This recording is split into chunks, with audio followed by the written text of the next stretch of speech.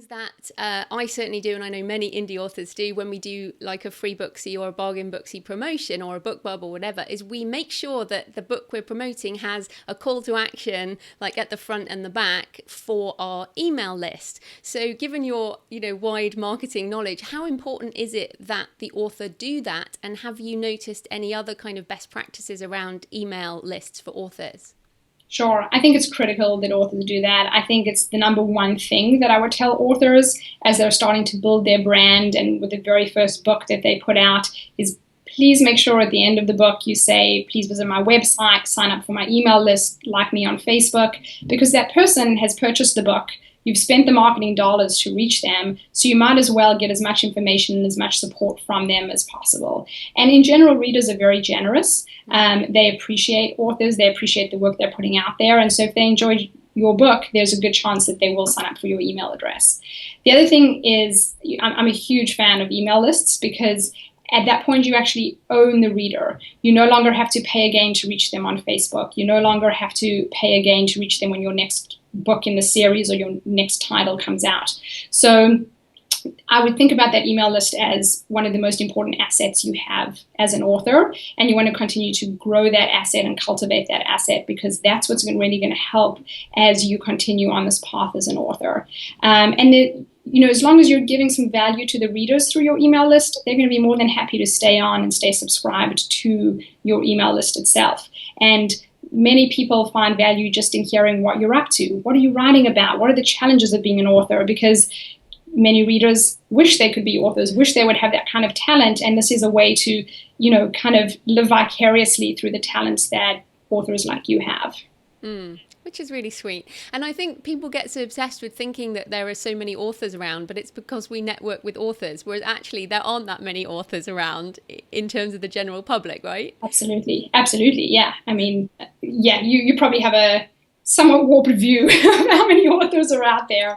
When I go to cocktail parties and tell people what I do, they get really excited and they say, oh, you get to work with authors. Do you meet authors? What do they like? What do they do? People get really excited about it. So you shouldn't discount that. Yeah, it is an odd thing. You're like, yeah, it's not that big a deal, and then for some people it really is.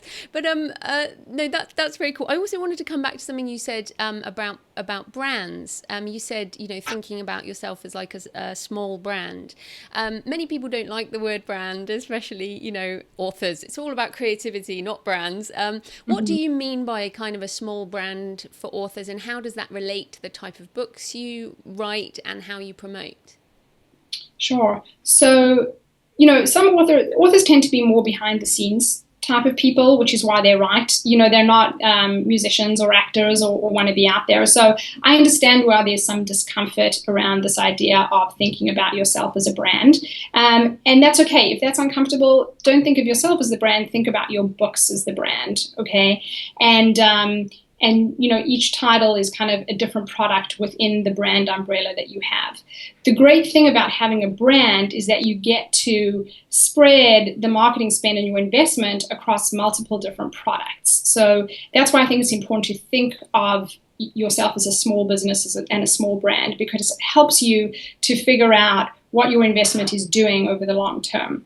What we find, and I'm sure you know this as well, Joanna, is that the authors who are making a living doing this, the authors that are very successful at this, are the authors who have multiple titles. It's very hard to do really well just on one title. It's when you start having 5, 6, 10, 15 titles that you actually, as an author, start to be very successful. And the reason is because every time you're investing in an ad, or marketing one of your titles, it's having a halo effect on all the other titles, all the other products within your brand. And so I think that's why thinking about yourself as a brand is a smart way to go about marketing versus thinking about each title as, oh, I've released a new book and now I've released another book and now I've released another book. So if you can get past, the stigma of brand and think about it as something positive, and I think it is positive. Being an MBA, being somebody who's worked in business world for a long time, brand is actually a very positive term. I think that would be a very helpful way for authors to think about it. And I mean, at the end of the day, we've seen lots of things that show that readers don't buy based on publisher, do they? I mean, they might be loyal to a reader's, an author's name as a brand, but who knows who publishes a book anyway? Do you do any kind of pushes via the publisher name, or is it always by author? It's always by author, by title, by genre. We do work with all the major publishers, or I should say not with three of the big five. We work with them. We do help them market their books.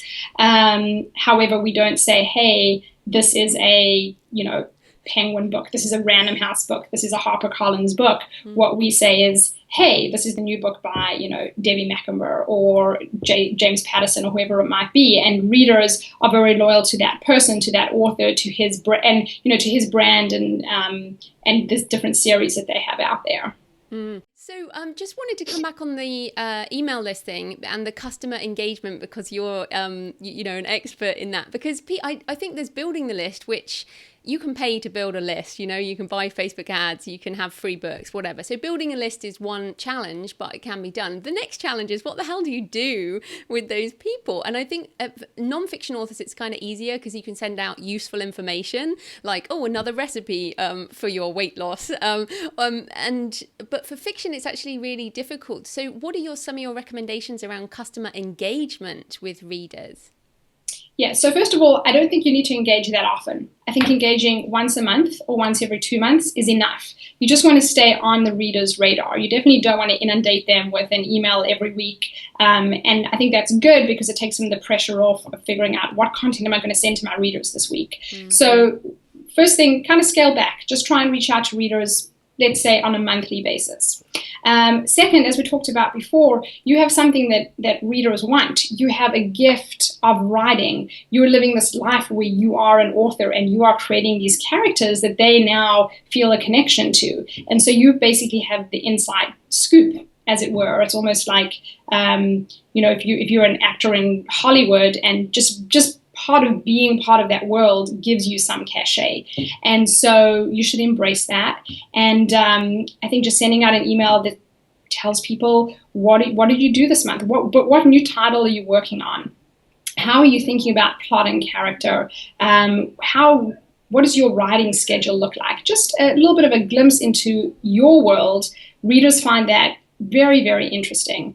Another way to engage with readers is if you do want feedback, or if you're working on a certain part of the book, or you've got some piece of content that you'd like feedback on, let them read it and then say, what do you guys think? And it could be a poll or it could be write me back, but it gives readers a feeling of being part of the process.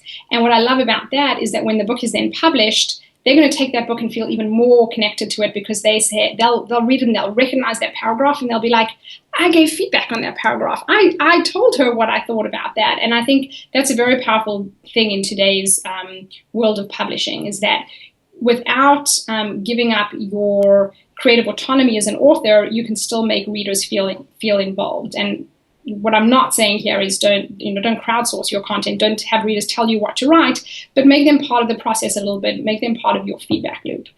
The other thing that I'm loving right now is Instagram.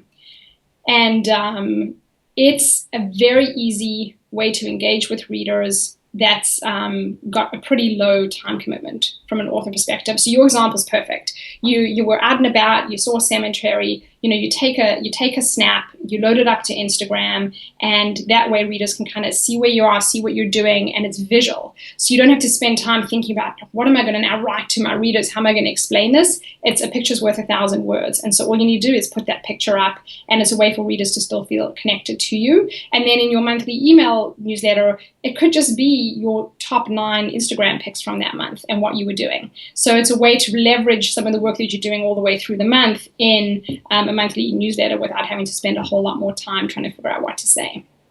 Super advice. And I must say, one of the things I always do in my monthly newsletters is some pictures of what I've been doing, because I do think that people love that.